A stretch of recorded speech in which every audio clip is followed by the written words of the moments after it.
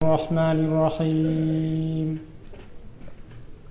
هذان خصمان اختصموا في ربهم فالذين كفروا قطعت لهم ثياب من نار يصب من فوق رؤوسهم الحميم يصهر به ما في بطونهم والجلود ولهم مقامع من حديد كلما أرادوا أن يخرجوا منها من غم أعيدوا فيها وذوقوا عذاب الحريق إن الله يدخل الذين آمنوا وعملوا الصالحات جنات تجري من تحتها الأنهار يحلون فيها من أساور من ذهب ولؤلؤا ولباسهم فيها حرير وهدوا إلى الطيب من القول وهدوا إلى صراط الحميد الحمد لله رب العالمين والصلاة والسلام على أشرف الأنبياء وسيد المرسلين نبينا محمد وعلى آله وأصحابه أجمعين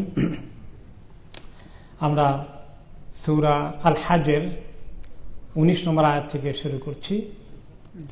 হাদানি খাসমানি ইখতাসামু ফি রাব্বিহিম, এই দুই দল যারা ঝগড়া করেছে তাদের রবের বিষয়ে, তাদের কথা বলা হচ্ছে। এখন রবের বিষয়ে, আল্লাহ তাআলার বিষয়ে দুই দলের ঝগড়া। এক দল হচ্ছে কাফের, এক দল হচ্ছে মুমিন মুসলিম। কাফেরদের আল্লাহর বিষয়ে ঝগড়া কি? তাদের ইমান ইয়াকিন আর মুমিনদের ইমান ইয়াকিনের পার্থক্য কি? অনেক কাফের আছে তারা আল্লাহতে বিশ্বাসী আছে, কিন্তু অনেক শিরকেও তারা বিশ্বাস করে। মক্কার কাফেরদের তাই ছিল। অনেক মাবুদ আছে, সবার উপরে একজন আছেন, তিনি আল্লাহ। তো আল্লাহর নিচে অনেক ছোটখাটো মাবুদের বহর আছে, 360টা পর্যন্ত আছে, তাই না? আর তাওহীদে বিশ্বাসী যারা মুমিন, মাবুদ কয়জন? একজন। এবং এটা তারা কিছুতেই বিশ্বাস করতে পারছিল না, তারা ঝগড়া করে। আজালাল আলিহাতা ইলাহু ওয়াহিদা ইন্না হাযা লাশাইউন উজাব। অন্য সূরায় আল্লাহ তাআলা বলেছেন, কি বলে, সমস্ত মাবুদকে বাদ দিয়ে মাত্র একজন মাবুদ, এটি অত্যন্ত আশ্চর্য কথা। আমরা আমাদের বাপ দাদা সবাইকে দেখে এসেছি কত মাবুদ নিয়ে ওনারা পূজা করেন, ইবাদত করেন, এবং তারপরেও তো বিপদ চলে আসে, মুশকিল চলে আসে। এখন একজন মাত্র মাবুদকে দিয়ে কেমনে হবে, তাদের এই চিন্তা। আর বাকি অন্য সময় তারা বলেছে যে ঠিক আছে, একজন তো উপরে আছে, সবার উপরে, কিন্তু এগুলো যারা ছোটখাটো আছে, এগুলো হাতের কাছে, এগুলোকে দেখা যায়, তার কাছে পার্সোনালি যেতে পারি, বলতে পারি, দরখাস্ত দিতে পারি, এবং সে বড় জনের কাছে আমাদের জন্য একজন মধ্যস্থতাকারী হিসাবে, মিডল ম্যান। এই সমস্ত তত্ত্ব তারা আবিষ্কার করেছে। আর মুমিনদের মাবুদ হচ্ছেন একমাত্র লা ইলাহা ইল্লাল্লাহ। এই যে দুই দলের ঝগড়া, এই দুই দলের ঝগড়ার বিষয়ে আল্লাহ তাআলা বলেন যে এই দুই দল ঝগড়া করলো, তাদের এই ঝগড়াটা তাদের আল্লাহর রবের বিষয় নিয়ে। তো আসলে আল্লাহ কয়জন, আল্লাহর কিভাবে ইবাদত করতে হবে, এটা তো আল্লাহ তাআলাই বলবেন। এটা তো মানুষের ঝগড়া করে কোনো ফয়সালা করার বিষয় নয়। ওয়াহির মাধ্যমে আল্লাহ তাআলা জানাবেন তাকে কিভাবে ইবাদত করতে হবে, তার কাছে কোনো শরীক আছে কিনা, তিনি তো এগুলো বলবেন। কাজেই এই ঝগড়ার মধ্যে তাদের পরিণতি কি হলো? যারা অন্যায়ভাবে ঝগড়া করে, তর্ক করে, আল্লাহর সঙ্গে শিরক জোগাড় করে নিয়েছে, তাদের শাস্তি কি হবে আল্লাহ বলে দিচ্ছেন। ফাল্লাযীনা কাফারু, যারা কুফরি করলো, আল্লাহর সঙ্গে শিরক জোগাড় করলো, কুত্তিআত লাহুম সিয়াবুম মিন নার, তাদের পোশাক পরিচ্ছদ সেলাই করা হবে, তৈরি করা হবে আগুন দ্বারা, আগুনের পোশাক পরানো হবে। তো আগুনের পোশাক করতে পুরো জাহান্নামেই তো তাদেরকে ছেড়ে দেওয়া হবে। কত গভীর জাহান্নাম,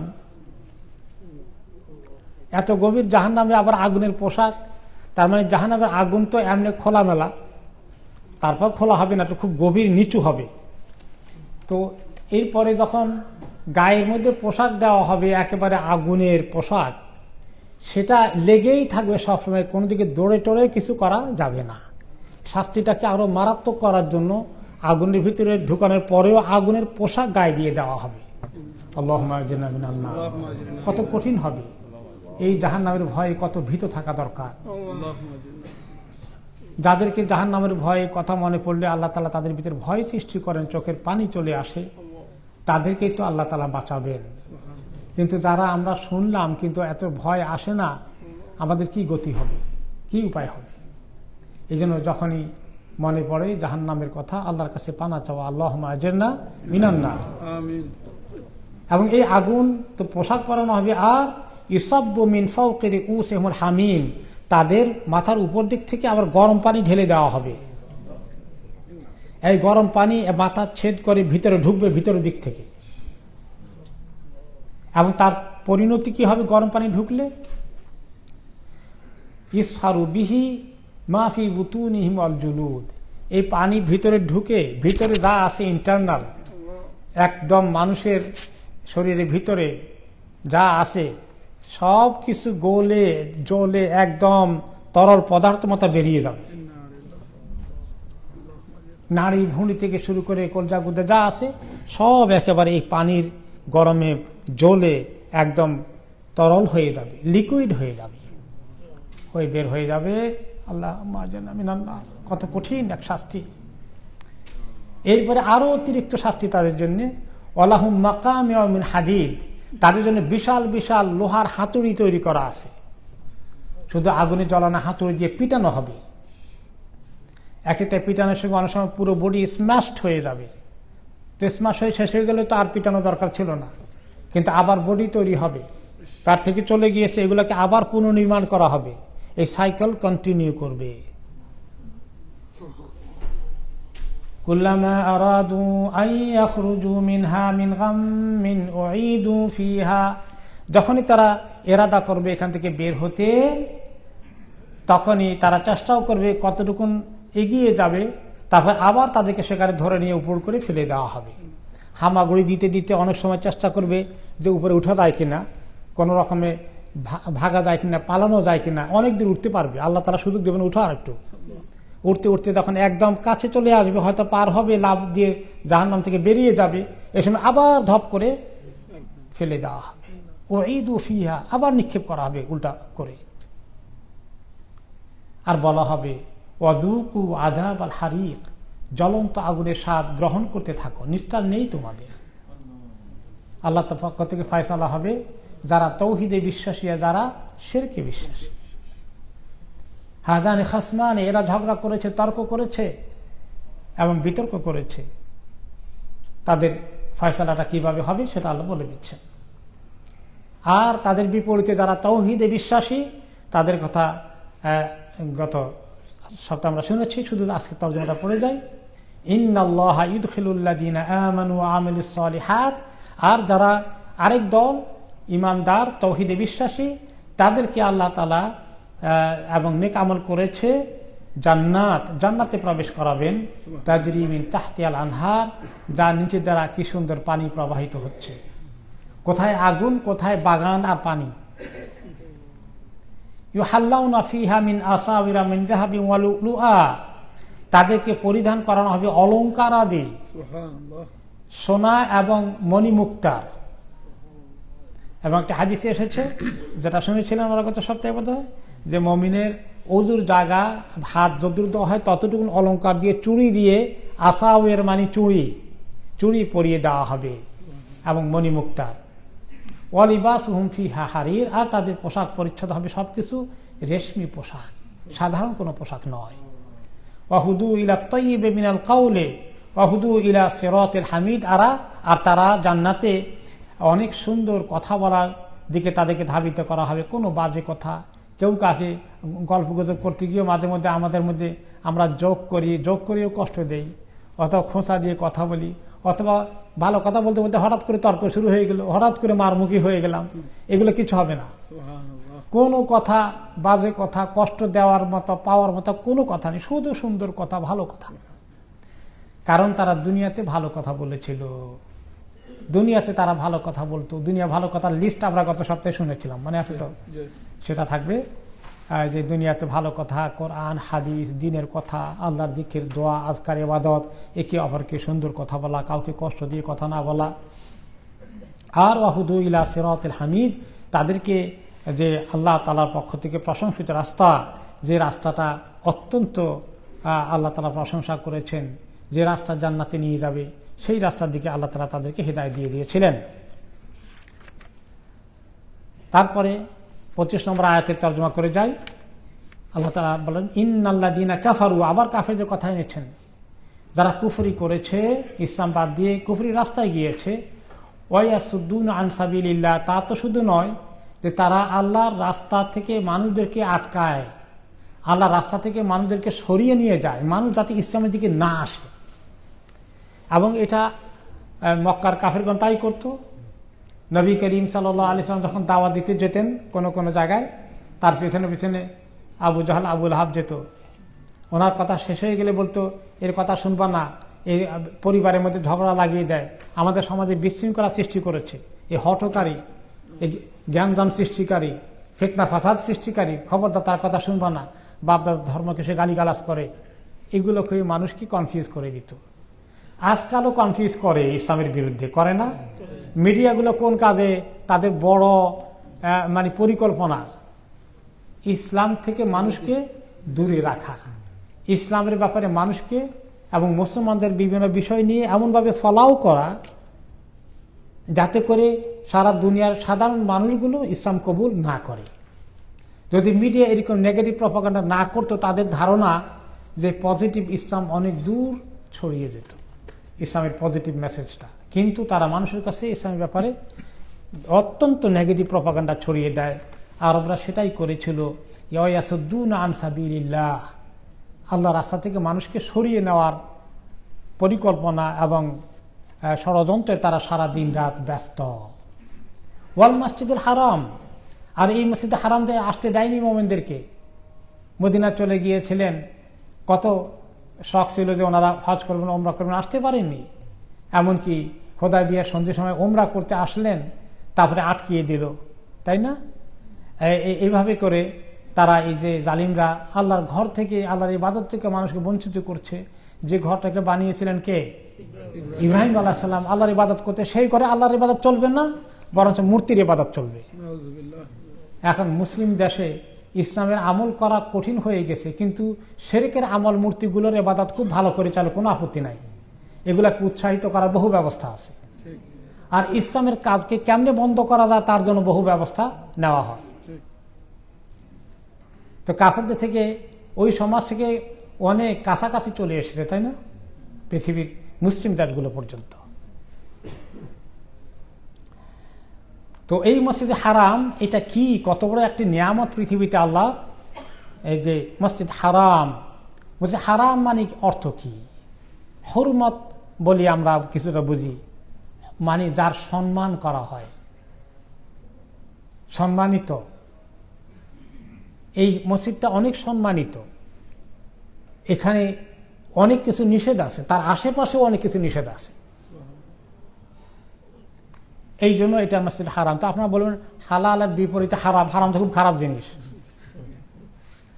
আসলে এই হারাম, নিষেধাজ্ঞার জিনিসগুলো, এটা আসছে যে আপনি কেন মদ খাবেন না, এর মধ্যে কিছু খারাপই আছে, ঠিক আছে, কিন্তু আল্লাহ তাআলা নিষেধ করছে মদ খান না, আপনি আল্লাহর নিষেধকে সম্মান করছেন।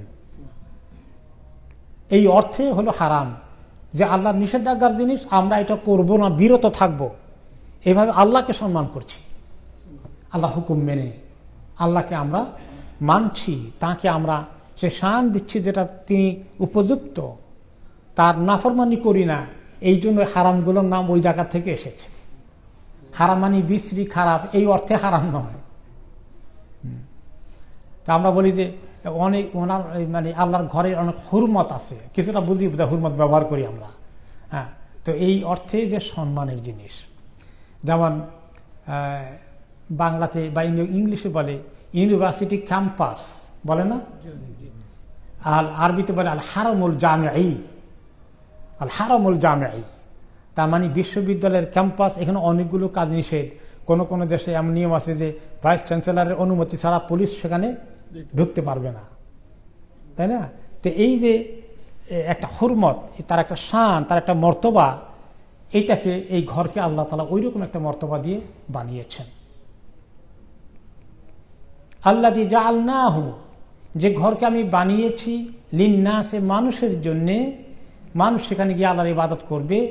সাওয়াআনিল আকিফু ফীহি ওয়াল বাদ, সবাই যারা ওখানে থাকে, ওখানকার বাসিন্দা, ওখানে সেটেল হয়ে আছে তারা নাগরিক, অথবা যারা সেটেলমেন্টে নিয়ে আছে, অথবা যারা সেখানে চাকরি করছে, সবাই আল আকিফের মধ্যে পড়ে। আর আল বাদ, যারা দূর দূরান্ত থেকে আসে, সবার জন্য সেখানে ইবাদতের ব্যবস্থা উন্মুক্ত থাকবে।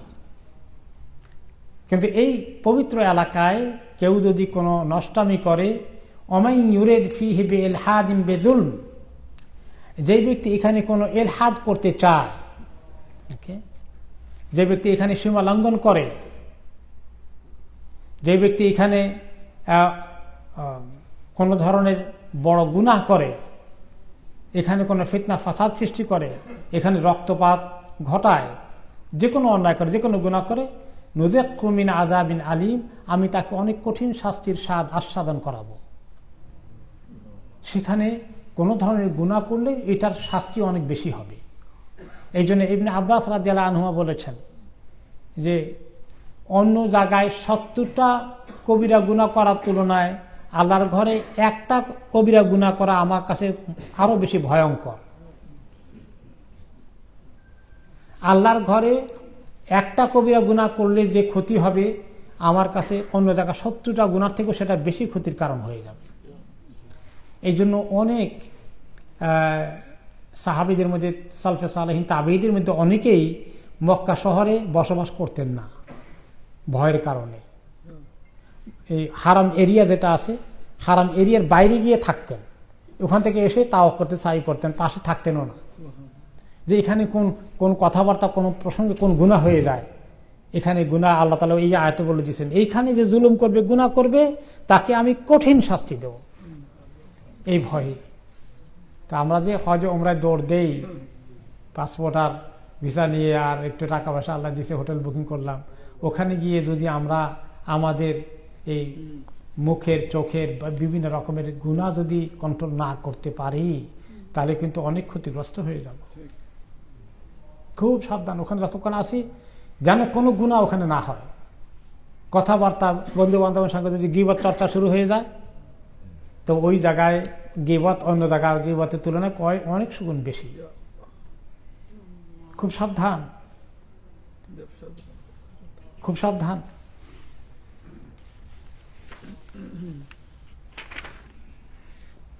এরপরে আমরা আসি 26 নম্বর আয়াত, আমরা গত সপ্তাহে করেছিলাম, আরেকটু রিপিট করে যাই। ওয়াইদ বাওয়া'না আলি ইব্রাহিমা মাকানাল বাইত, যে আমি ইব্রাহিমকে আল্লাহর ঘরের জায়গাটা দেখিয়ে দিয়েছি, এবং সেখানে সেটাকে তৈরি করার জন্য তাকে আমি সেই সুযোগ সুবিধা বা প্রস্তুতি করার মতো ফ্যাসিলিটিস তাকে দিয়েছি। এবং কোনো কোনো রেওয়ায়েতে এসেছে যে এই ঘরটা আসলে আদম আলাইহিস সালামের আসার সময় ছিল। আদম আলাইহিস সালাম বাইতুল মামুরে যেখানে ছিলেন, উপরে, এর উপরে, সেখানে তিনি ইবাদত করতেন। এরকম একটা ঘর সেখানে আছে, যেখানে 70,000 ফেরেশতা প্রতিদিন তাওয়াফ করে, তারা আর কোনোদিন সুযোগ পায় না। তো ওই ঘরে তিনি ইবাদত করতেন। দুনিয়াতে আসার পরে আল্লাহর কাছে দরখাস্ত করলেন, আল্লাহ তাআলা ওনাকে এই ঘরটা বানিয়ে দিলেন। সেই ঘরটা পৃথিবী থেকে গায়েব হয়ে গেল। কেমনে গায়েব হয়ে গেল? নূহ আলাইহিস সালামের যে তুফানে, বন্যায় সারা দুনিয়া ব্যাপকভাবে ক্ষতিগ্রস্ত হয়ে যায়, মাটি চাপা পড়ে ওই বন্যার কারণে ঘরটা হারিয়ে গেল। বেশ অনেক দিন পর্যন্ত এই ঘরটা আর অস্তিত্ব খুঁজে পাওয়া যায়নি। পরে আল্লাহ তাআলা ইব্রাহিম আলাইহিস সালামকে বললেন যে তুমি আল্লাহর ঘর এখানে পুনর্নির্মাণ করো। এখানে পরে একটা ওই জায়গায় একটা ভূমিকম্পের মতো করে ওই মাটিগুলো সরে গেল, এবং কোন কোন রেওয়ায়েত আছে জিবরাইল আলাইহিস সালাম আসলেন, আল্লাহর ঘরের যে সীমারেখা ফাউন্ডেশন নিচে ওটা দেখিয়ে দিলেন, ধুলোগুলো সরে গেল এবং পুরো এরিয়াটা পাওয়া গেল যে এই ঘরের ফাউন্ডেশনটা আছে, যদি ওই আগেরটা আছে, একদম মাটির নিচেরটা আছে। এর উপরে বিল্ডিং দাঁড়ানোর জন্য পরে ইব্রাহিম আলাইহিস সালামকে সেটা দেখিয়ে দেওয়া হলো। তিনি তখন সেখানে ওই পাথর এনে এনে উনি আর ওনার ছেলে ইসমাইল এখানে আল্লাহর ঘর বানালেন।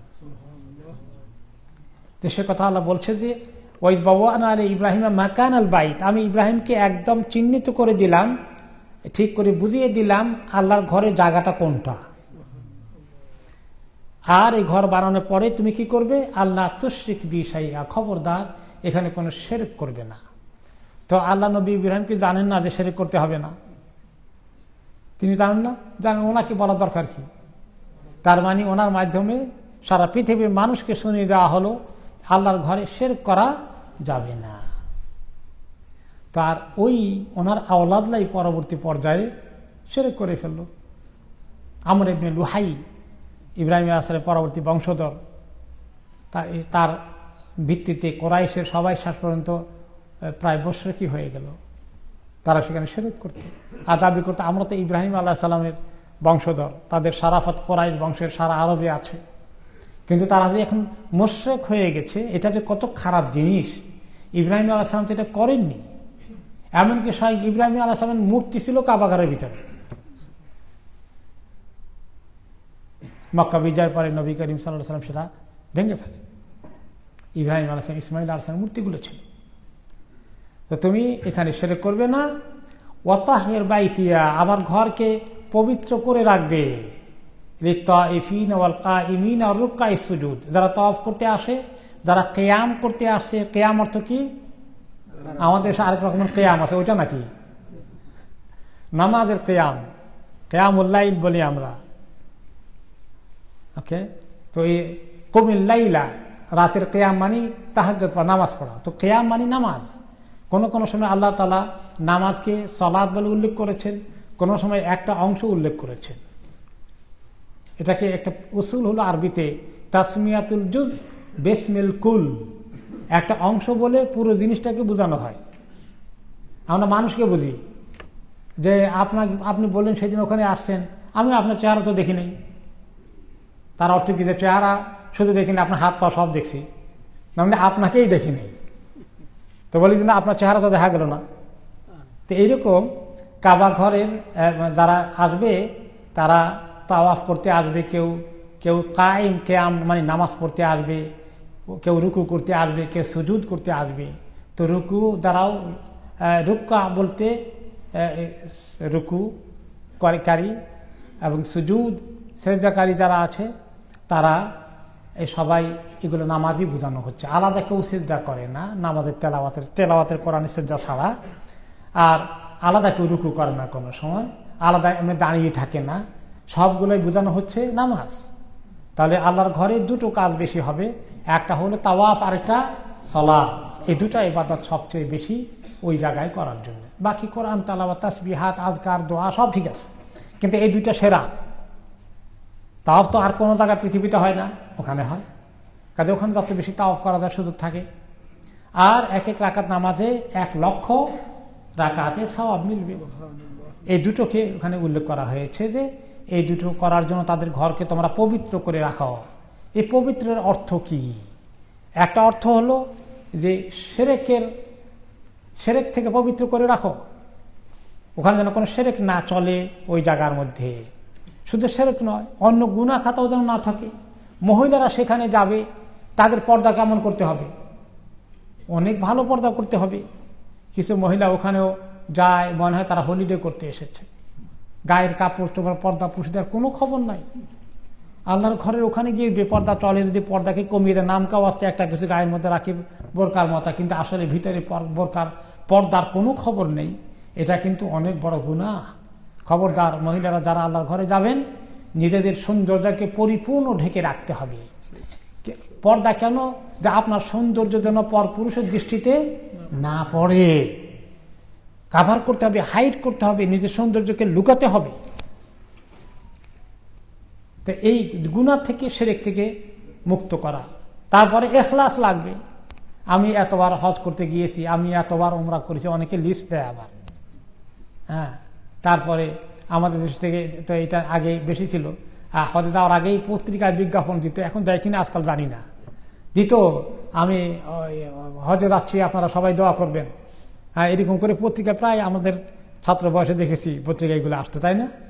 তো এইভাবে করে অ্যানাউন্স করে যাওয়া, তো এগুলো ইখলাসের পক্ষে যায় না, ওই ইখলাসের বিপক্ষে যায়। হ্যাঁ, এগুলো ইখলাসের পরিপন্থী, এরকম করা ঠিক না।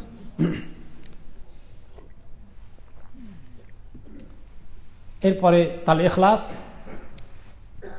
শুধু হজ ওমরা নয়, যত ইবাদত করবে সবগুলোকে আল্লাহ তাআলার কাছে কবুল হওয়ার নিয়তে, যে আল্লাহ আমি তো এতবার আসলাম আর গেলাম, আল্লাহ তাআলা আপনি কি কবুল করলেন, এই দরখাস্ত দিতে হবে চোখের পানি ফেলে।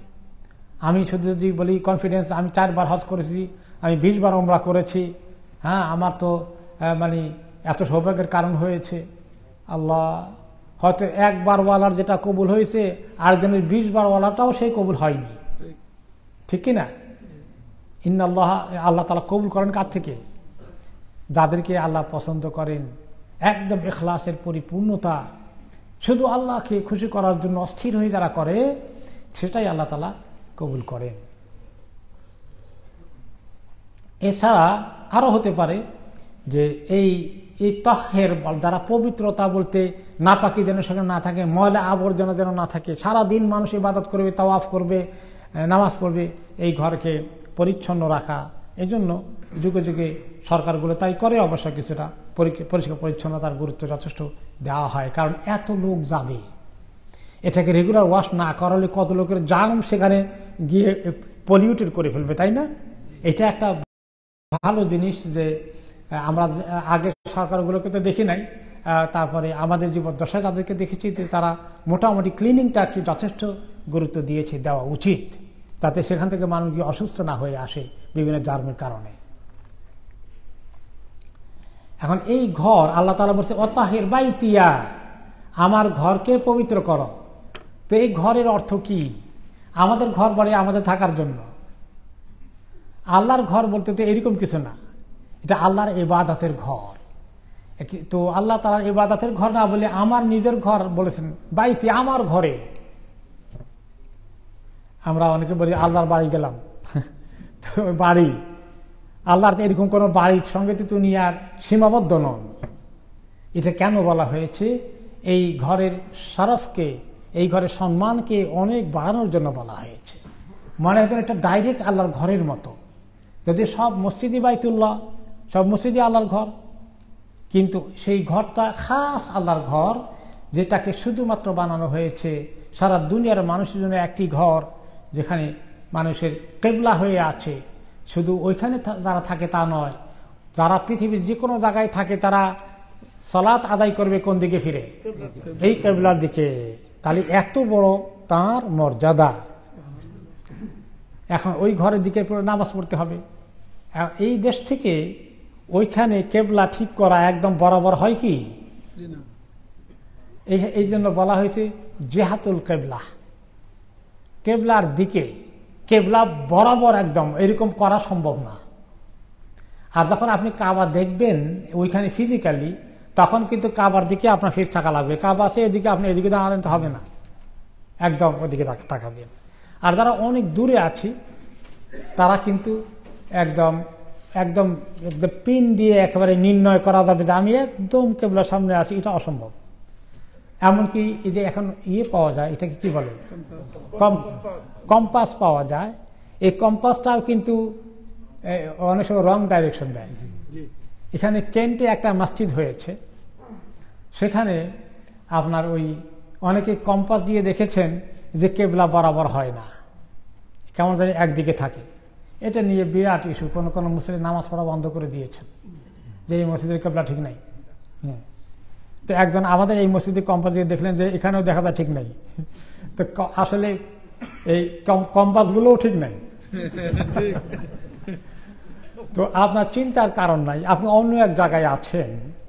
মসজিদে তো মোটামুটি মেহরাব আছে, কোন দিকে কেবলা আমরা একটা ডাইরেকশন ঠিক করেছি, কিন্তু আপনি সফরে গেলে কোনো হোটেলে নামাজ পড়লেও কোনো শহরে গেলে যেখানে মসজিদও নেই, আপনি কেবলা কোন দিকে কেমনে বুঝবেন? এটা আল্লাহ এত কঠিন করে দেননি। আপনি কি করবেন? বাংলাদেশ থেকে কেবলা কোন দিকে? পশ্চিম দিকে। মরক্কো থেকে কোন দিকে? পূর্ব দিকে ফর এক্সাম্পল। এখন আমরা এখান থেকে কেবলা জেনারেলি কোন দিকে? সাউথ ইস্ট, দক্ষিণ পূর্ব দিকে। দক্ষিণ পূর্ব হয়ে গেলেই হয়ে গেছে। এখন দক্ষিণ কিনবেন কেমনে যেখানে মেঘে ঢাকা থাকে সারাদিন, সূর্য না উঠলে তো দক্ষিণ উত্তর দক্ষিণ বোঝা মুশকিল। এই দেশে এমন অবস্থা জানি না। আমাদের দেশে থেকে মানে দিকগুলো ঠিক পেতাম, যেখানে যাই বাংলাদেশে মনে আছে পূর্ব পশ্চিম উত্তর দক্ষিণ কখনো কনফিউজ হয়নি। কিন্তু এই দেশে আপনারা কে কে ঠিক মতো চিনতে পারেন? আমি দেখেছি প্রায় কনফিউজ হয়ে যায়। সুবহানাল্লাহ, কেন যে এরকম আল্লাহ ভালো দেখে। এখানে জন্ম হয় নাই এই জন্য নাকি এখানকার যারা অরিজিনাল বাসিন্দা তারাই ঠিক মতো চিনে কিনা উত্তর দক্ষিণ পূর্ব পশ্চিম তাও জানি না। তো যাই হোক, আমরা মোটামুটি একটা আইডিয়া সূর্য উঠলে বোঝা যায়, ঠিক কিনা? সূর্যটা কোন দিক থেকে উঠে? পূর্ব দিকে। পৃথিবীর যে দেশে থাকেন সব দেশে সূর্য কোন দিক থেকে উঠে? সব দেখে কোন দিকে ডুবে? তাহলে এই দুইটা চিনতে কোনো অসুবিধা নাই। আচ্ছা, কোনো লোক যদি পূর্ব পশ্চিম চিনে ফেলে, এখন উত্তর দক্ষিণ চিনা যাবে কিনা? তো সহজ হয়ে গেল। তাহলে দেখা গেল যে সূর্য উঠা ডুবা দিয়ে আল্লাহ তাআলা দিক চিনার ব্যবস্থা করে দিয়েছেন। সূর্য যেদিক থেকে উঠে সেটা পূর্ব, যেদিকে ডুবে সেটা পশ্চিম, আর ডানে বামে সেটা কি হবে? উত্তর দক্ষিণ। এই চারটা ঠিক হয়ে গেলে, তাহলে যদি এই চারটা ঠিক হয়ে যায়, আমাদের এখান থেকে সাউথ ইস্ট, দক্ষিণ পূর্ব, এই দুইটার মাঝখানে কোনাকুনি, বাস এই কেবলা হয়ে গেছে। তো ওই মসজিদের লোকজন খুবই অসন্তুষ্ট, এবং এখানে কয়েকজন আসলেন। আমি তাদেরকে বুঝাই টুজাই দিলাম যে ঠিক আছে ইনশাআল্লাহ, তো আপনারা নামাজ পড়েন, ঠিক আছে। কয় যে ইমাম সাহেব আমাদের এগুলো বলেন না ইত্যাদি অনেক কিছু। পরে আমাকে রিকোয়েস্ট করলো, ইমাম সাহেব ফোন করলেন, আপনি একবার আসেন, একবার এসে আমাদেরকে ক্লিয়ার করে যান। যাওয়ার প্ল্যান ছিল, পরে ক্যান্সেল হয়ে গেছে, যাওয়া লাগবে একদিন। তো এইগুলো মানুষ অনেক সময় একটু বাড়াবাড়ি করে ফেলে, যে না হয় না, এটা একটু কেমন হয়েছে। অনেককে আমি পেয়েছি। আরেক মুসল্লি এসে একদিন খুব অনেক কিছু নিয়ে এসে হিসাব নিকাশ করে আমাকে কনভিন্স করতেছে যে বিলেতের মসজিদগুলো কেবলা ঠিক নাই। অতিরিক্ত করার দরকার নেই। এই জন্য ওলামায়ে কেরাম ফিকার কিতাবে লিখেছেন জিহাতুল কেবলা মানে কেবলার দিকে, সেটা একদম পিন পয়েন্ট নয়। আইনুল কেবলা যেটা দেখা যায় সেটা একদম যেন মিস না হয়ে যায় এদিক সেদিক, এটা খেয়াল করতে হবে যখন দেখি আমরা। আর দূর থেকে জিহাতুল কেবলা দিকে হলেই হয়ে গেল। একদম বরাবর হয়েছে নাকি এদিকে গেছে নাকি এদিকে গেছে, এই একটুখানি এই অ্যাঙ্গেলে হয়েছে একটুখানি এই অ্যাঙ্গেলে হয়েছে, এতে কোনো অসুবিধা নেই। তাহলে আপনি বাইরে কোনো জায়গায় থাকলে কেবলা খুঁজতে গেলে এখন ক্লিয়ার হলো না যে পূর্ব পশ্চিম যদি পেয়ে যায় আর উত্তর দক্ষিণ যদি পেয়ে যায়, জেনারেলি ইউরোপে সাউথ ইস্ট, বাস ক্লিয়ার হয়ে গেল, আলহামদুলিল্লাহ। তো তোমরা এই আল্লাহ ঘরকে আল্লাহ কেবলা বানিয়েছেন, পৃথিবীর যেখানে আমরা থাকি সালাত আদায় করব ওই ঘরের দিকে। তো এই ঘরকে তাওয়াফকারীদের জন্য, লিতাইফিন তাদের জন্য, অল কাইমিন যারা নামাজ পড়বে, ও রুকআই সুজুদ যারা রুকু করবে সাজদা করবে, সবার জন্য এই ঘরকে পবিত্র করে রাখা, শিরক কুফর এবং মুনকার থেকে যাতে এই ঘরের আশেপাশে এগুলো কোনো চর্চা না হয়। وأذن في الناس بالحج يأتوك رجالا وعلى كل ضامر يأتين من كل فج عميق। এবার ইব্রাহিম আলাইহিস সালাম ঘর বানিয়ে ফেলেছেন, যার কাহিনী সূরা আল বাকারাতে বিস্তারিত এসেছে, তাই না? এখন ঘর বানানো হওয়ার পরে আল্লাহ তাআলা ইব্রাহিম আলাইহিস সালামকে নির্দেশ দিলেন, আযযান ফিন নাস, তুমি এলান করে দাও লোকদের মধ্যে, বিল হজ, হজের জন্য, হজের বিষয়ে, হজ ফরজ, ইয়াতুকা রিজালা, তারা তোমার কাছে চলে আসবে, তুমি জীবিত থাকা অবস্থায় এই ঘরের হজ করবে, পায়ে হেঁটে আসবে, যারা কাছাকাছি আসে বা যাদের কোনো সওয়ারি নাই পায়ে হেঁটে হলে হজ করতে আসবে। ওয়ালা কুল্লি দামের, আর শুকিয়ে যাওয়া মানে চিকন হয়ে যাওয়া, পাতলা হয়ে যাওয়া উটের পিঠে সাওয়ার হয়ে, তার মানে বহুদূর থেকে যারা সাওয়ার করে আসবে উটগুলাকে চালাতে চালাতে উটগুলো কিছুটা দুবলা পাতলা হয়ে যাবে। হোক তোমরা দূর থেকে যারা যানবাহনে সওয়ার হয়ে আসবে অথবা হেঁটে আসবে, যাদের সামর্থ্য আছে এই ঘরে পৌঁছার জন্য, তোমাদেরকে সবাইকে আসতে হবে। আগের জমানায় উট ছিল, এখন তার উট নেই, এখন যে যানবাহন হয়েছে সেগুলো যা আমরা ব্যবহার করে সেখানে যেতে হবে। তাই পৃথিবীর শেষ মাথায় যদি কেউ থাকে, তিনি যদি বিত্তশালী হন, শরীর ভালো থাকে, তার উপর হজ ফরজ হয়েছে, তাকে আসতে হবে। যত টাকাই খরচ হোক, যত লম্বাই সফর হোক, আসতে হবে তাকে এই ঘরের হজ করতে। ইয়াতিনা মিন কুল্লি ফাজ্জিন আমিক, যত দূর দূরান্তরের রাস্তা পাড়ি দিয়ে আসতে হয়, আসতে হবে এই আল্লাহর ঘরের হজ, ফরজ হজ আদায় করতে। এবং এই ঘরে আসলে ফায়দাটা কি হবে? অনেকেই মানে এই আল্লাহর ঘর দেখে একটু কিছুক্ষণ ফায়দা আছে, যখন মিনাতে থাকে তখন লোকেরা মনে করে এখানে তাঁবুর ভিতরে বসে কি ফায়দা হলো হজের মধ্যে। আমার মনে আছে যে আমি কিছু বাংলাদেশের লোকদের পাশে যখন ছিলাম এক হজের সময়, বলা বলি করতে যে এখানে বসে সময় নষ্ট, চলে নাহলে ঘরে তাওয়াফ করি বেশি করে। কিন্তু মিনার মধ্যে থাকাটাই যে হজের বিরাট একটা আমল, ওখান থেকে চলে আসা যে অনেক ঠকে যাবে, একমাত্র হজের ইবাদত তাওয়াফ ছাড়া বাইরে আসা ঠিক নয়। অনেকে হোটেলে ঘুমায়, রাত্রে থাকে না, আরামসে ঘুমানো যায়, এগুলো খোঁজে। এবং একটু ফতোয়া আছে, কেউ একটা মাযহাবের ফতোয়া দিয়েছে যে ওই মিনার মধ্যে রাত্রি যাপন করা ইয়ে না, সুন্নত, ওয়াজিব না। এই সুন্নতের কথা শুনেই অনেকে হোটেলে থাকে না, ওখানে কষ্ট করে থাকা, এটাই হজের আমল, এটাই ইবাদত। এই যে এইগুলো দেখবে মিনা, মুজদালিফা, আরাফাত, আল্লাহর ঘরের মসজিদ হারাম এবং চতুর্পাশে এগুলা লিয়াশহাদু মানাফিআ লাহুম, তারা এগুলো যখন দেখবে এগুলো এবং এগুলাকে ভিজিট করবে এবং এই ঘরে যখন তারা জিয়ারতে আসবে অনেক মানাফে, নাফা হবে তাদের। হ্যাঁ, নাফা আমরা বলি মুনাফা, মুনাফা বলে না, আসলে আরবি শব্দ থেকে আসছে, মানফা, নাফা থেকে মুনাফা হয়ে গেছে। তো এই মানাফে অনেক ফায়দা আছে তাদের জন্য। ফায়দা কি কি? তারা এক নম্বরে আল্লাহর ঘরে এখানে এসে এই যে দেখবে, ওইটা দেখার মধ্যেও আল্লাহ তাআলা একটা বিশাল মানুষের মনের খোরাক জুগিয়ে দেন, তাই না? আপনি আল্লাহর ঘরে দিয়ে কিছুক্ষণ তাকিয়ে থেকে আল্লাহর শানে আপনার যখন এই আল্লাহর বড়ত্ব প্রকাশ পাবে, আপনি খুশিতে আল্লাহ শুকর আদায় করবেন, এটাও একটা বিরাট ইবাদত। এটা আপনার ঈমানকে চাঙ্গা করবে, আল্লাহ তাআলার কাছে নিয়ে যাবে আপনাকে। দিনই অনেক কিছু, এখানে কত ইবাদতের সুযোগ পাবেন, এক একটি রাকাতে 1 লক্ষ রাকাতে সওয়াব। এই তাওয়াফের সুযোগ আর পৃথিবীতে কোনো জায়গায় নেই। আছে কোনো জায়গায়? হ্যাঁ, কেউ কেউ বলবেন আছে তো, অনেক মাজারে আছে। নাউযুবিল্লাহ। এই মুশরিক গুলো ইসলামের নামে মানুষকে কোথায় নিয়ে গেছে? শিরকে নিয়ে গেছে। তাওয়াফ এক জায়গায় শুধুমাত্র, মদিনা তাইয়্যিবাতে তো কোনো তাওয়াফ নেই। এই আল্লাহর ঘরের তাওয়াফ করবে, আর এখানে এত মানুষ দেখবে সারা পৃথিবী থেকে আসছে। আল্লাহ কোথা থেকে মানুষ আসে, কত ভাষাভাষী লোক আসে, কত চেহারার লোক আসে, কত রঙের মানুষ আছে, গায়ের চামড়া।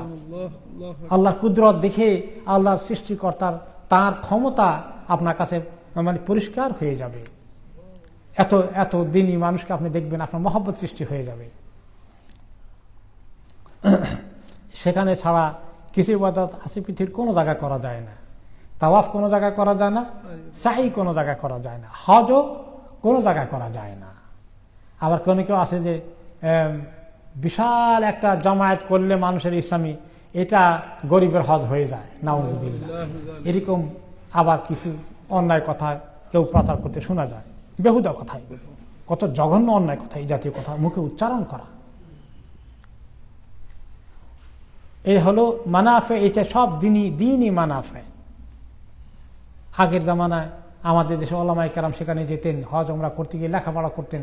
যখন আমাদের পৃথিবীর দূর দূরান্তে ভালো কোনো মাদ্রাসা ছিল না, ইসলামী বিশ্ববিদ্যালয়গুলো ছিল না, তালিমি ব্যবস্থা ছিল না, প্রায় ওখানে গিয়েই ওনারা লেখাপড়া করতেন এবং সেখান থেকে লেখাপড়া করে আসতেন। শাহ ওয়ালিউল্লাহ মুহাদ্দিস দেহলভী রহমাতুল্লাহ পাক ভারতের উপমহাদেশের অনেক বড় আলেম ছিলেন, ইমাম ছিলেন। তিনি সেখানে লেখাপড়া করে এসেই এত বড় ইমাম হিসাবে পরবর্তী পর্যায়ে ভূমিকা রেখেছেন। তো এখন অবশ্য সব জায়গা হয়ে গিয়েছে, কিন্তু ওই যে দিনই সারা পৃথিবীর ওলামাদেরকে সেখানে পাওয়া যাবে, সকল মাযহাবের ওলামাদেরকে পাওয়া যাবে।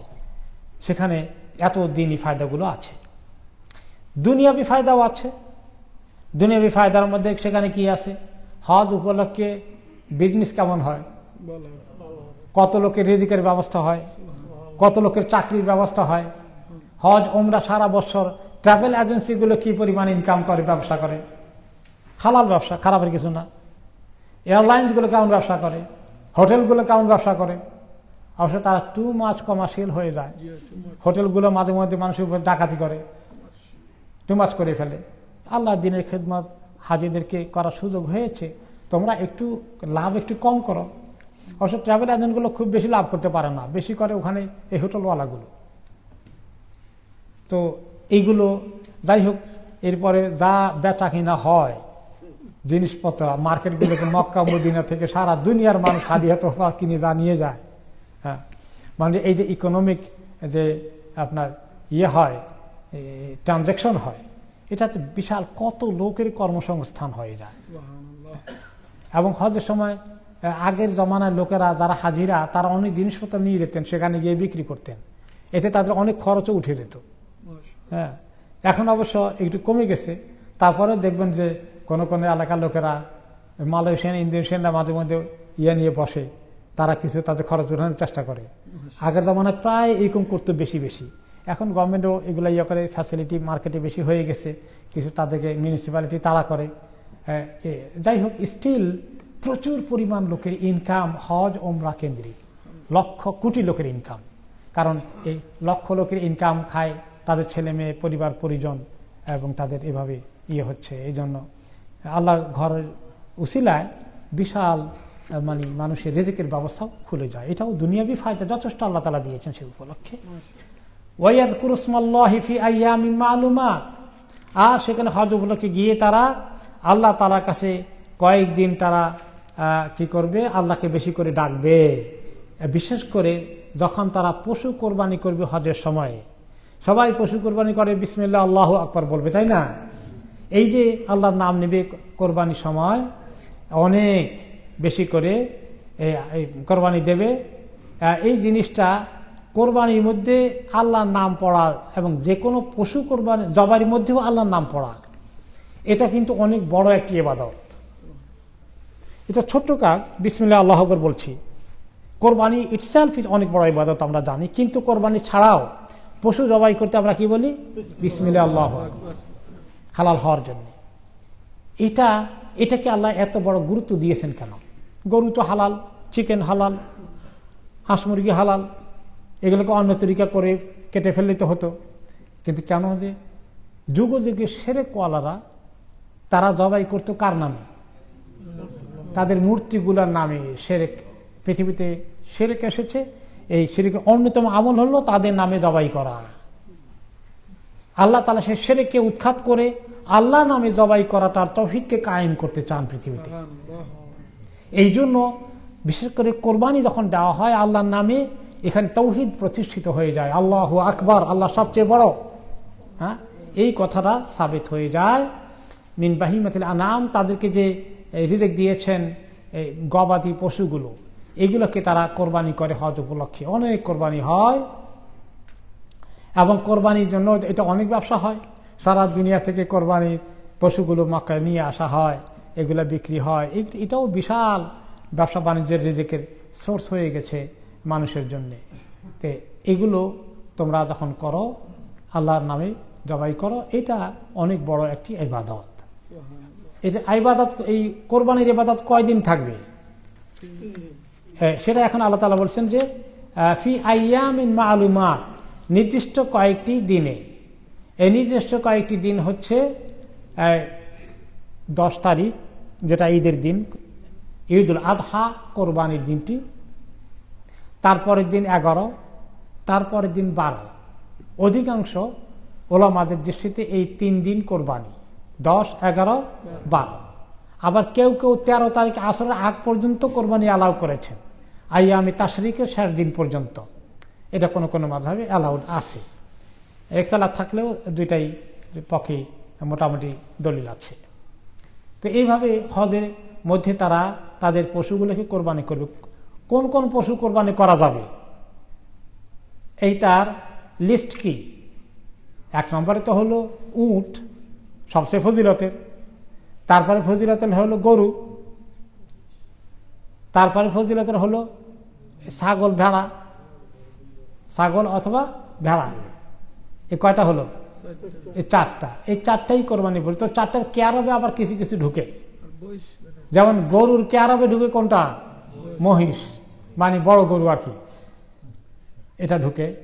আবার ছাগল ভেড়ার মধ্যে অনেক জাত আছে, সবগুলাই ওই দুই জাতের মধ্যে ঢুকে পড়বে। হয় ভেড়ার লাইনে যাবে, নতুবা ছাগল লাইনে যাবে। পৃথিবীতে ছাগল কত প্রকার, কি কি কে বলতে পারবেন? আল্লাহ আকবার। এক এক দেশে ছাগলের এক এক সুরত, এক এক দেশের ভেড়ার এক এক সুরত। কোন লোম এত লম্বা, কোনটা একদম ছোট। সুবহানাল্লাহ, আজীব। আল্লাহু আকবার। ছাগল ভেড়ার ক্রাইটেরিয়াতে যা আছে সব ঢুকবে।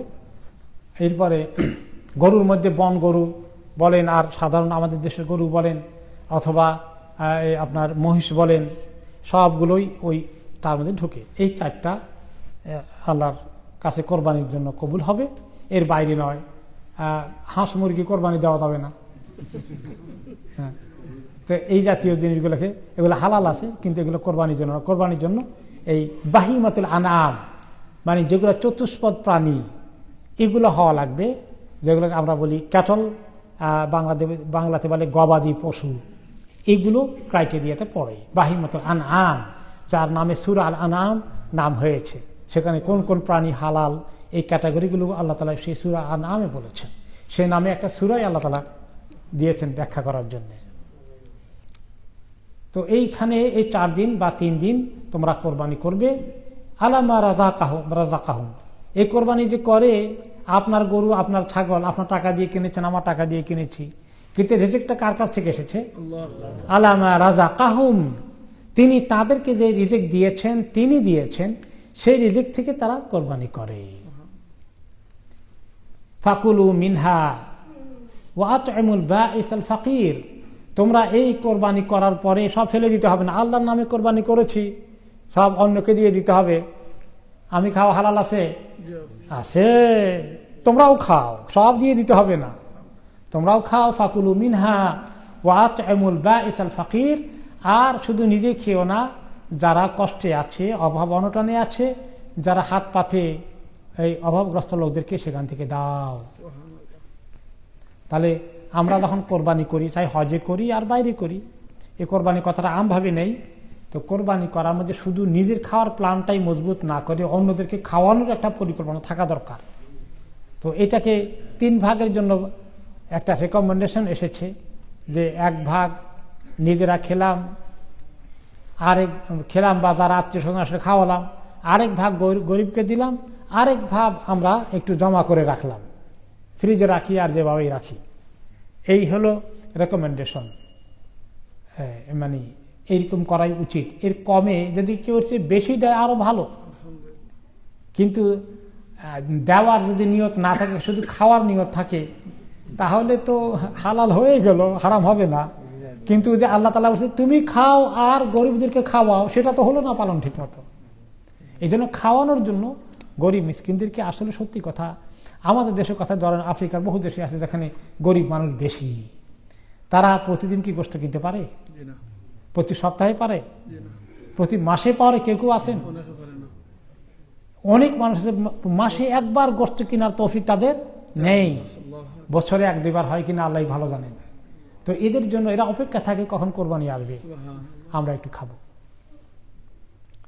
তো এগুলো আমরা কোরবানি যখন দেব, বিশেষ করে আমাদের এলাকায়, ওইখানে তো অনেক বেশি কোরবানি হয়, সেখানে গরিব মিসকিন মোটামুটি পেয়ে যায়, কিছু একটু নষ্ট হয়ে যায়, যদিও সরকার চেষ্টা করে যে ওগুলাকে প্রিজার্ভ করে। ওআইসি বা কি বলে, ইসলামিক ডেভেলপমেন্ট ব্যাংক যেটা জেদ্দায় আছে, ওইটার মাধ্যমে প্রক্রিয়াজাত করে পৃথিবীর বিভিন্ন গরিব দেশে পাঠায়, গরিবদের কাছে ঠিকমতো পৌঁছে কিনা জানে না। তো আমাদের দেশে মাঝে মাঝে পাঠায়, তো পাঠালে দেখা চেয়ারম্যান মেম্বারই মোটামুটি বেশি অংশ খেয়ে নেয়, তারা গরিব মিসকিন বেশি হয়ে গেছে। আর যাদের জন্য দেওয়ার কথা তাদের কাছে বোধহয় পৌঁছতে পৌঁছতে আর সুযোগ থাকে না গোষ্ঠের। হ্যাঁ, এ হলো অবস্থা। আহারে, বড় লোকগুলা নিজেরা জবাই করে খেলো, 3টা-2টা দিল মেম্বার চেয়ারম্যানরা, এখন গরিবের জন্য যেটা আছে সেটাও খাওয়া লাগবে। লোভ মানুষের কিরকম। যাই হোক, এরপরে কোরবানি করার পরে হজের মধ্যে এখানে সব মশালা বলা হচ্ছে না, কিছু মশালা আসছে। তাওয়াফের কথা আসছে হজে, সেখানে কাবা শরীফের ইবাদতের কথা আসছে, আর যেগুলো দেখবে ঈমান তাজা হবে আল্লাহর এই চিহ্নগুলোর কথা আসছে। আল্লাহর ঘর, মিনা, মুজদালিফা, আরাফাত, এগুলোতে গেলে দেখলে সে আল্লাহ তাআলার এই সিম্বলগুলো, চিহ্নগুলো, এগুলোকে আল্লাহ তাআলা সম্পর্কে আমাদের ঈমানটাকে তাজা করে দেবে। তো এইগুলো হয়। এছাড়া এগুলো আসলো, তারপরে কোরবানি কথা আসলো, এরপরে আসলো যে এখন কোরবানি করার পরে হাজিরা কি করবেন, এবার কাপড় চোপড় সব ওনারা চেঞ্জ করতে পারেন, তাই না? তো আল্লাহ তাআলা সেই কথা বলছেন, কোরবানি হয়ে গেলে তোমাদের সুম্মা লিয়াকদু তাফাসাহুম, তারা যেন তখন তাদের যে কষ্ট ছিল এতদিন, তাদের যে শরীরের মধ্যে ময়লা টলা হয়েছিল, ঠিকমতো আতত লাগাতে পারেনি, গোসল করতে পারেনি, অথবা দাড়ি মোছ কাটতে পারেনি, এখন তোমরা সেগুলোকে কাটতে পারবে। দাড়ি কাটার কথা বলছি না, আসলে নখ টোক, তারপরে গোঁফ, এগুলা কাটার দরকার, এইগুলো তোমরা এখন কাটতে পারবে। এহরামের হালতে এগুলো কিছুই করা যায় না, এখন করতে পারবা। ওয়ালিউফু নুযুরাহুম, আর এভাবে তাদের নজরকে তারা পুরা করুক। নজর মানে হলো মানত। কিসের মানত? এটা কেউ যদি মানত করে থাকে যে আমি একটা গরিবদেরকে, আমার এই নিয়ত পুরা হলে গরিবদেরকে আমি একটা ছাগল দিয়ে দেব, জবাই করে কোরবানি করে তাদেরকে দেব, অথবা আমি মানত করছি আমি আমার আল্লাহ কাজটা উদ্ধার হয়ে গেলে আমি একটা হজ করব, এই জাতীয় কিছু থাকলে সেগুলো তারা পুরা করে ফেলুক। ওয়ালিয়াত্তাওয়াফু বিল বাইতিল আতীক, অতঃপর তারা এই কোরবানির পরে তারা আল্লাহর ঘরের বাইতুল আতীক, এই বাইতুল আতীকের তারা তাওয়াফ করুক। এই বাইতুল আতীক অর্থ কি? আতীক মানে পুরনো, সনাতন, যেই ঘরটা সবচেয়ে পুরনো, সবার আগে বানানো হয়েছে আল্লাহর ইবাদতের জন্য, যেটা ইতিহাস ইব্রাহিম আলাইহিস সালাম থেকে শুরু হয়েছে, তার আগে আদম আলাইহিস সালাম থেকেও ছিল, কিন্তু পরবর্তী পর্যায়ে ইব্রাহিম আলাইহিস সালাম থেকে যখন শুরু হয়েছে আর এই ঘরটা পৃথিবী থেকে নিশ্চিহ্ন হয়ে যায়নি, আলহামদুলিল্লাহ। এই পুরনো ঘরকে তোমরা তাওয়াফ করো। এই কোন তাওয়াফকে বোঝানো হয়েছে এখানে? হজের সময় যেটা আসল তাওয়াফ, হজের ফরজ, তাওয়াফুল জিয়ারা যেটাকে বলে, তাওয়াফুল রোকন যেটাকে বলে, তাওয়াফুল হাজ যেটাকে বলে, ফরজ তাওয়াফ যেটাকে বলা হয়, সেটা হচ্ছে এইটা। মিনার থেকে এসে জেনারেল যে রুল আছে, সিকুয়েন্স আছে, যে অর্ডার আছে, সেটা হচ্ছে আপনি মিনার থেকে, মুজদালিফা থেকে মিনা আসলে প্রথমে 7টা পাথর মারবেন, তারপরে কোরবানি করবেন, এরপরে আপনি আপনার ইহরাম চেঞ্জ করবেন, তারপরে কোথায় যাবেন? তাওয়াফ করতে যাবেন। ওই অর্ডারটার দিকে আল্লাহ যাচ্ছেন এখানে। কিন্তু অনেক লোক যেহেতু হজের সময় হয়, অর্ডার যদি ভঙ্গ হয়ে যায়, এটা কনসিডার করা হয়েছে। রাসূলুল্লাহ সাল্লাল্লাহু আলাইহি ওয়াসাল্লাম আপনার হজ তালিমে শুনেছেন, কে বলছে ইয়া রাসূলুল্লাহ আমি আগে তাওয়াফ করে ফেলছি, পরে কোরবানি করেছি। তিনি বলছেন লা হারাজ, অসুবিধা নাই, আমি আগে চুল কেটে ফেলেছি তারপরে কোরবানি করেছি, লা হারাজ, অসুবিধা নাই। কিন্তু অরিজিনাল যেটা সুন্নাহ, যেটা ভালো, যেটা উত্তম, সেটা এই অর্ডার, যে এগুলো কোরবানি করে টোরে এরপরে গিয়ে আমরা আল্লাহর ঘরে মেইন তাওয়াফটা করব, যেটা তাওয়াফুর রোকন, তাওয়াফুল জিয়ারা, ওইটা তারা করুক। ওয়ালিয়াত্তাওয়াফু বিল বাইতিল আতীক, পুরনো এই ঘরটা তাওয়াফ তারা করে ফেলুক। এইভাবে এই তাওয়াফের কথা আসছে। এর আগে আরেকটি তাওয়াফ ছিল, যখন আমরা এসেছিলাম প্রথম, তাওয়াফুল কুদুম বলা হয়। ওমরার সাথে যেটা করেছিলাম, তাওয়াফ হজ তামাত্তু করে থাকলে, কেরান করে থাকলে তাওয়াফ করেছিলাম, মানে ইফরাদ হাজিও অনেক সময় তার জন্য সাই ছিল না আগে, কিন্তু একটা তাওয়াফ করে এরপরে তিনি এসেছেন মুনা মুজদালিফাতে। কাজে এই 3টা তাওয়াফ থাকে হাজিদের জন্য। একটা প্রথম গেলে, 2 নম্বরটা হজের দিনগুলোতে মিনা থেকে এসে, আর 3 নম্বরটা বিদায়ী তাওয়াফ। তো এই তাওয়াফের কথা আল্লাহ তাআলা বলেন। এখন এখানে যে তারা থাকবে, এই থাকা অবস্থায় তাদেরকে আল্লাহর ঘরের এবং এই সমস্ত হজের জায়গায়, পবিত্র ভূমিতে মানসিকভাবে আল্লাহমুখী হওয়া, গুনাহ খাতা থেকে দূরে থাকা, ইখলাসের সাথে করা, যেটা একটু আগে বলা হয়েছে, সেটাকে আল্লাহ তাআলা আবার রিপিট করছেন পরবর্তী আয়াতে, যেটা আমরা ইনশাআল্লাহ আগামী সপ্তাহে শুনবো। তাহলে আজকে আমাদের তাফসীর শেষ হলো 29 নম্বর আয়াতে। আগামী সপ্তাহে 30 নম্বর আয়াত থেকে শুরু হবে ইনশাআল্লাহ। আজকে তারিখটা বোধহয় 22 তারিখ, তাই না? ইনশাআল্লাহ আমাদের কুইকলি 2-4টা প্রশ্ন নিয়ে আমরা শেষ করে দেবো ইনশাআল্লাহ। সবাই একসঙ্গে উঠলে ভালো হবে ইনশাআল্লাহ। মোবাইল স্ক্রিনে কোনো দোয়া বা দিকের ওয়ালপেপারে লেখা থাকলে ওযুবিহীন নাপাক অবস্থায় মোবাইল টাচ করা যাবে কি না? হ্যাঁ, যাবে, অসুবিধা নাই। এটা তো মুসহাফ নয়, এটা তো কোরআনের কপি না, পারা যাবে। তবে কোরআনের আয়াতটা আর অন্য দোয়ার মধ্যে বেশ কম আছে, দোয়া অসুবিধা নাই। আয়াতটার জন্য চেষ্টা করবেন যাতে করে একটু পাশে দিয়ে করেন, আয়াতের উপরে টান না দিয়ে, ভালো হয় এটা। তারপরে এটা মুসহাফ নয়, হাত লেগে গেলে ইনশাআল্লাহ আশা করি গুনাহ হবে না বিইজনিল্লাহ। গতকাল ইস্তিখারার উপর আপনার খুতবা থাকে, অনেক কিছু জানার সুযোগ হয়েছে আলহামদুলিল্লাহ। আমার প্রশ্ন হলো, কারো পক্ষ থেকে অন্য কেউ কি ইস্তিখারা করার সুযোগ আছে? আমি পরে খুতবা শেষ হওয়ার পরে মনে পড়লো একজনের খুতবা একজনের ইস্তিখারা আরেকজনের করতে পারে না। এটা অনেক সময় আসে। তো প্রায় গতকালকে একজন ফোন করছে বোধহয় নাকি আগের দিন, আমার জন্য একটা ইস্তিখারা করতে পারবেন, সেই আরেক দূরের শহর থেকে। বুঝাতে হয় যে না, নিজের ইস্তিখারা নিজে করতে হয়। আর এটা আমাদের দেশে কিছু লোকেরা এটা ঠিক রাখছে যে না, হ্যাঁ করতে পারে, ইমাম সাহেব করতে পারে, এই সিস্টেমটা জারি হয়ে আছে, তাই না? এটা অনেক গলত জিনিস জারি হয়ে আছে। নবী করিম সাল্লাল্লাহু আলাইহি ওয়াসাল্লামকে তা হাদিস কালকে শুনলেন খুতবায়, সাহাবী কি বললেন যে তিনি আমাদেরকে ইস্তিখারা দোয়া এভাবে শিখাতেন যেভাবে কোরআনের সূরা শিখান, এবং বললেন তোমরা যখন কোনো কাজের সিদ্ধান্ত নেবে, কোনো কাজের মনস্থ করছো, তখন তোমরা এই ইস্তিখারা 2 রাকাত নামাজ পড়ে 2 রাকাত সালাত আদায় করে এই দোয়াটা পড়ে আল্লাহর কাছে তুমি সাহায্য চাও। পরিষ্কার কথা। আরেকজনকে দিয়ে করাও, আরেকজন বুজুর্গ তালাশ করা, কে বুজুর্গ আপনার সার্টিফিকেট কে দিয়েছে? কেউ তো এটা হতে পারে না। কেউ যে মনে করে আমি আপনার থেকে একটু বেশি বুজুর্গ আছি, তার অবস্থা কি? অবশ্যই খারাপ, আল্লাহ মাফ করো। তো এটা হতে পারে না, নিজে করতে হবে। কেন কনফিডেন্স থাকবে না? আমরা নিজের কেন ইসলামের দিকে ঢুকবো না? কেন আরেকজনের তরিকে আমরা ইসলাম পেতে চাই, তার মাধ্যমে আমল করাতে চাই? কেন এটা হবে? নবী করিম সাল্লাল্লাহু আলাইহি ওয়াসাল্লাম সাহাবীদেরকে সব নিজে করা শিখিয়েছেন। তাহলে আপনি নিজেকে মনে করুন আমি গুনাহগার মানুষ, আমার দ্বারা ঠিক মতো হবে না, একজন ভালো কামের লোক জোগাড় করি। কোথায় কামের লোক আছে? কে বলছে আপনাকে? কেউ বলতে পারে না কামের লোককে। এটা আল্লাহর কাছে, আল্লাহর জানা আছে শুধুমাত্র, কোনো মানুষের জানা নাই এটা। আর কামের জন্য দোয়া করতে হবে, তাহলে বাকিরা যাবে কোথায়? সবাই তো এক আল্লাহকে ডাকতে হবে। হ্যাঁ, তো 2 রাকাত নামাজ পড়বেন, এবং গত সপ্তাহের খুতবাটা আবার আমি সব বলতে দরকার নেই, এটা শুনে নেবেন। ইস্তিখারা বিষয়ে অনেক কনফিউশন আছে বিধায় এটা আমরা প্ল্যান করে এনেছিলাম খুতবায়।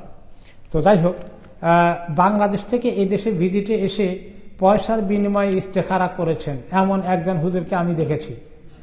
তাকে পুলিশে ধরে দেন নাই তো আবার? আচ্ছা, তো এইরকম একজন না, একাধিকও আছে, আল্লাহ মাফ করুন। তো আলহামদুলিল্লাহ দিনই কথাগুলো যত ছড়িয়ে যাবে তত মানুষ এগুলা নিজেরাও সতর্ক হবে, অন্যরাও তাদের কাছে আর যাবে না। জামাতে নামাজের রাকাত মিস করলে দাঁড়ানোর পর আমি প্রথমে সানা সুবহানাকা পড়ি, সূরা ফাতিহা পড়ি এবং সামনের দিকে যাই, এটা কি ঠিক আছে? আপনি সেই পদ্ধতিটি বলে দিবেন।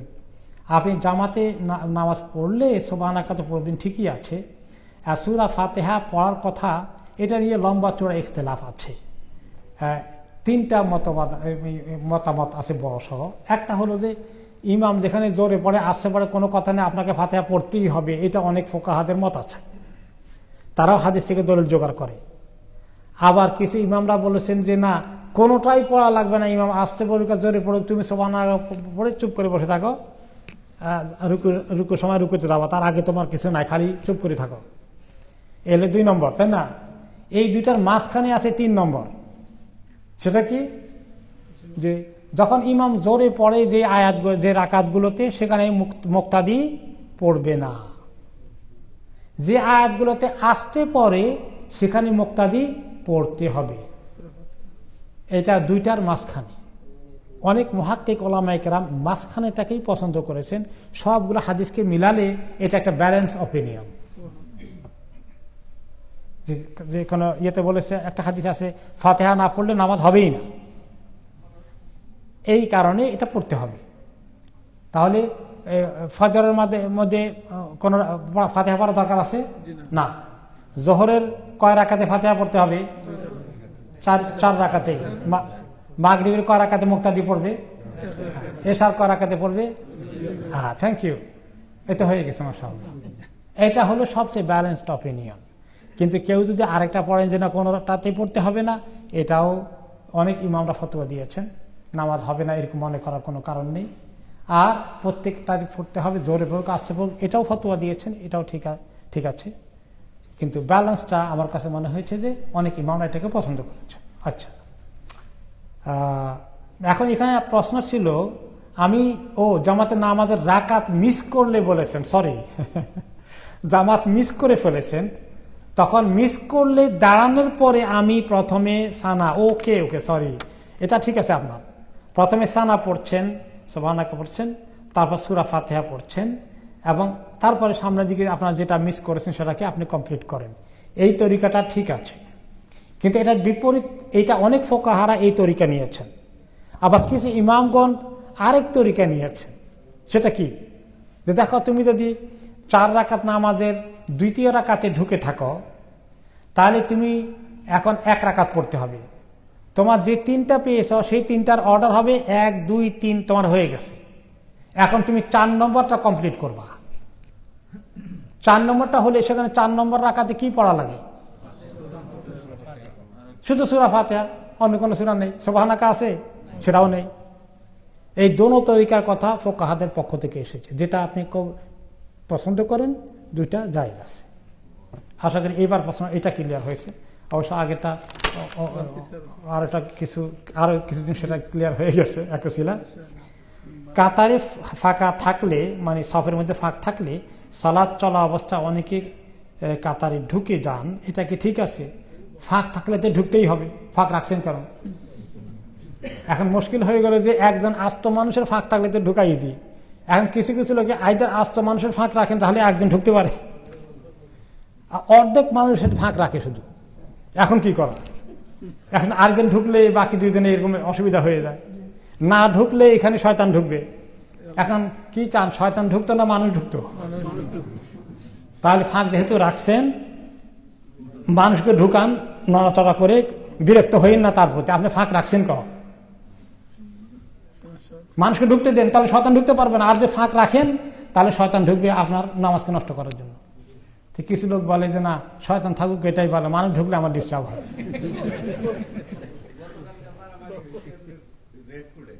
গতকাল এটা নিয়ে রেড করে মারামারি হয়েছে। ইন্নালিল্লাহ, দেখছেন? একটু আমার গায়ের সঙ্গে লাগছে কেন? একটু আরামসে নামাজ পড়ুন, একটু এত গায়ে লাগো কেন? অথচ নবী করিম সাল্লাল্লাহু আলাইহি ওয়াসাল্লাম বলেছেন, তারাসু, সীসা ঢালা প্রাচীরের মতো দাঁড়াও, কোনো ফাঁক যেন না থাকে। সীসা ঢালা মানে কি? সীসাকে গলিয়ে ঢাললে জায়গাটা বন্ধ হয়ে যায় কিভাবে? কোনো ফাঁক থাকে? ফাঁক রাখতে পারবে না, খবরদার ফাঁক রাখতে পারবে না, গায়ের সঙ্গে গা লাগতেই হবে।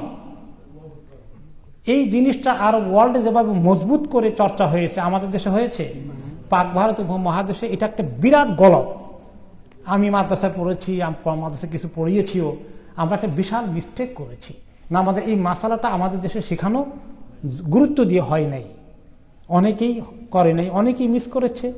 ইল্লা মাশাআল্লাহ, অল্প কিছুকে আল্লাহ তৌফিক দিয়ে থাকলে তারা শিখিয়েছেন বা শিখিয়েছেন, বাকিরা এটাকে সমানে মিস করেছে।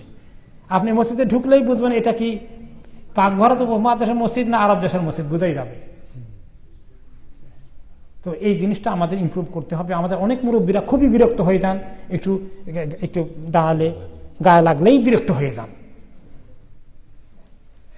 আপনার কষ্ট হয় গায়ে লাগলে। আর যারা এটার কি মত বুঝেছে, তারা ফাঁক থাকলে তাদের নামাজ পড়তে কষ্ট হয়। তা আপনার রুচি নষ্ট হয়ে গেছে,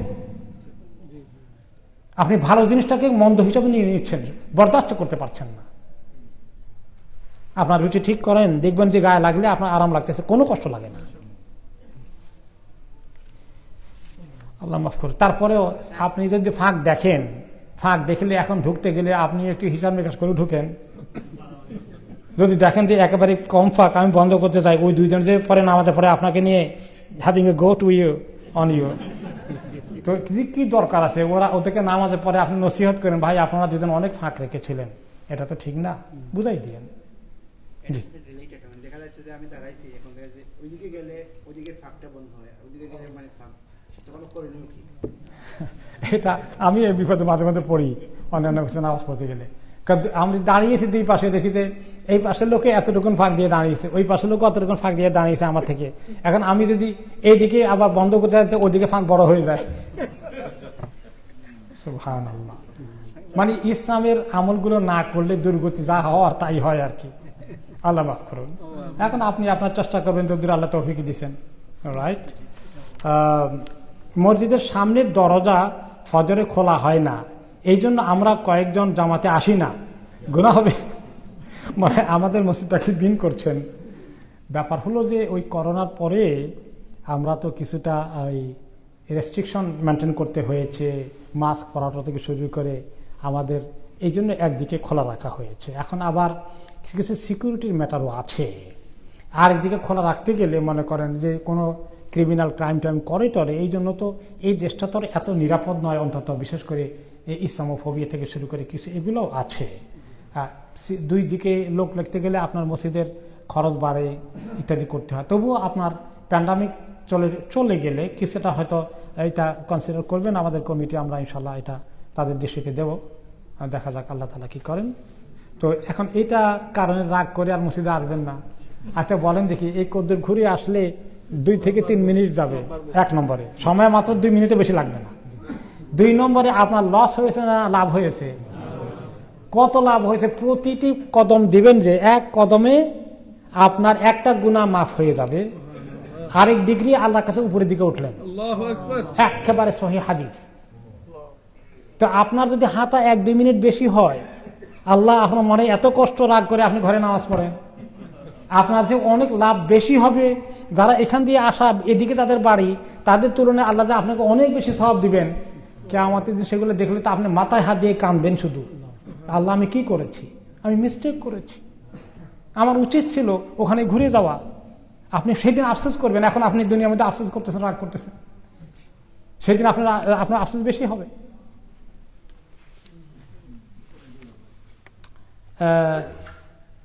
রাতে সালাত আদায় করা অবস্থায় যদি ফজর হয়ে যায়, তাহলে ভিতর সালাত কিভাবে পড়ব?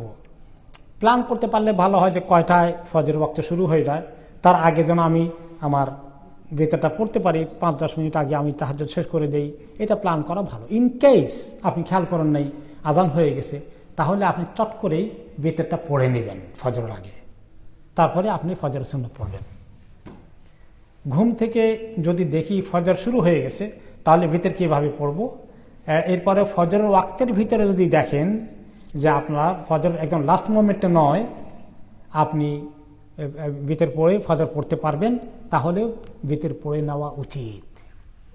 আর যদি একবারে সূর্য উদয় হয়ে যায়, ফজরের পরে সূর্য উঠে গেছে, এখন আর ভিতর পড়া লাগবে না, ভিতরের কোনো কাজা নাই। কেউ কেউ বলেছেন যে তার পরিবর্তে 4 রাকাত নফল নামাজ পড়ে নিতে, কেউ পড়লে তো পরবর্তী পর্যায়ে দিনের বেলা কোনো ক্ষতির কারণ নাই, কিন্তু এরকম ভিতরের বিকল্প এইভাবে পড়তে হবে, কাজা করতে হবে, এরকম কোনো হুকুম নাই, কারণ এটা ফরজ নয়।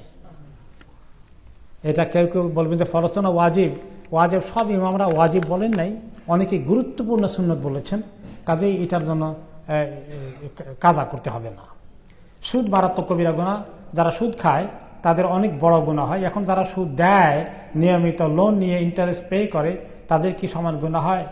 সুদ খাওয়া দেওয়া কি সমান অপরাধ? এই কোনো হাদিসে তাই এসেছে, দেয়, খায়, যারা সাক্ষী হয়, লেখালেখি করে, সবাইকে এই গুনার কথা, সমান গুনার কথা বলা হয়েছে। আল্লাহ মাফ করুন, আল্লাহ যেন এই বিপদ থেকে আমাদেরকে উদ্ধার করেন।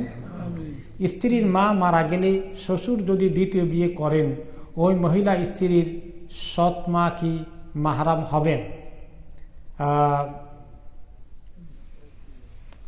এইটা একটু চেক করতে হবে, এই মুহূর্তে আমার যেখানে ইনস্ট্যান্টলি আসছে না, একটু চেক করতে হবে ইনশাআল্লাহ। রাইট, এটা হয়ে গেছে আলহামদুলিল্লাহ। আমরা মোটামুটি আপনার এটা নিয়ে নিচ্ছি, আগামী সপ্তাহে যদি আল্লাহ তৌফিক দেয় আমি কনফার্ম হয়ে আপনাদেরকে জানাবো ইনশাআল্লাহ। কোনো জিনিসে তাহকিক করা লাগে, তাহকিক করা উচিত। ইমাম মালিক রহমতুল্লাহ আলাইহির কাছে ইরাক থেকে এক লোকে, ইরাকের আলেমরা মদিনায় প্রায় 40টি প্রশ্ন নিয়ে পাঠিয়েছিল। 40টি প্রশ্ন নিয়ে ইমাম মালিকের কাছে পাঠিয়েছে। তিনি আসার পরে বললেন মাত্র 3টা প্রশ্নের উত্তর দিয়েছেন, বাকিগুলো বলেছেন লা আদরি, আমি জানি না, আমি এই মুহূর্তে বলতে পারবো না। তিনি মাথা হাত দিয়ে বললেন, আমি ইরাক থেকে আসছি, আমি যদি 3টা প্রশ্নের উত্তর নিয়ে যাবো, সবাই আমাকে কি বলবে? উনি বললেন, ওদেরকে গিয়ে বলো যে মালিক কিচ্ছু জানে না। সুবহানাল্লাহ, অনেক বড় আমানত। اللهم إنا نسألك علما نافعا ورزقا طيبا وعملا متقبلا. اللهم إنا نعوذ بك من علم لا ينفع ومن قلب لا يخشع ومن نفس لا تشبع. اللهم أحسن عاقبتنا في الأمور كلها وأجرنا من خزي الدنيا وعذاب الآخرة. وصلى الله تعالى على خير خلقه سيدنا محمد وعلى آله وصحبه أجمعين. والسلام عليكم ورحمة الله وبركاته.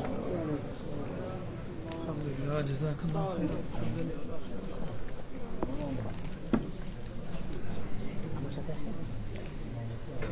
نعم. Oh, mashallah. Okay.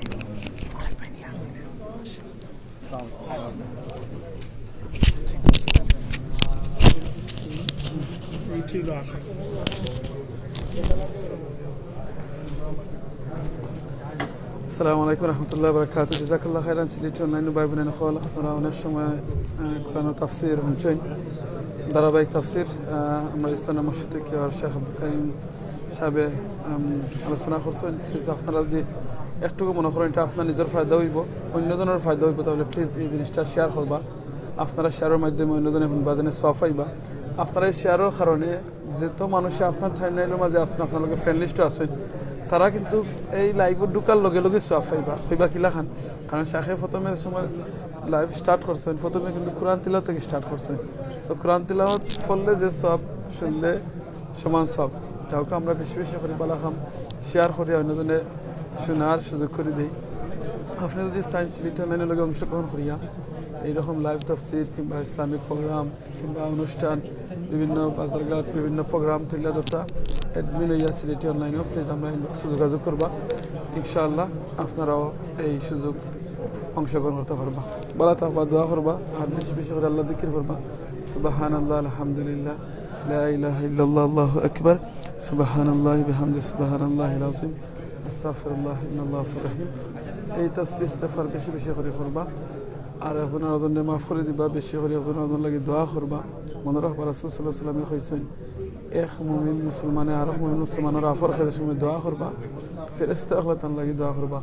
আওকা আমরা বেশি বেশি করে নিজে নিজের লাগি তো দোয়া করবো, অবশ্যই অন্যজন লাগি দোয়া করবো, যাতে অন্য ফেরেশতা আল্লাহ আমার লাগি দোয়া করবা। জাযাকাল্লাহু খাইরান। অন্য সময় অন্য কোনো থেকে লাইভ দেখা হইব, দুনিয়া দেখা না হইলে দোয়া করবা আল্লাহ জান্নাতে দেখা করতা।